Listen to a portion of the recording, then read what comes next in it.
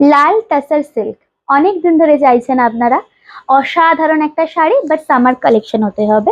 And সব সময় তো দামি শাড়ি পরে সব জায়গায় যাওয়া যায় না, বা যারা অফিসে চাকরি করেন তারা অনেক দিন থেকে আমাকে বলছেন সুচিস্মিতা একটু সিম্পলের ওপরে কিছু আনো, বাট ক্লাসে দেখতে হবে এলিগেন্ট।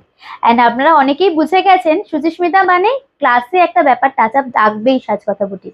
সো एकदम নিয়ে চলে এসেছে আপনাদের জন্য অসাধারণ একটা মিষ্টি রেড কালার।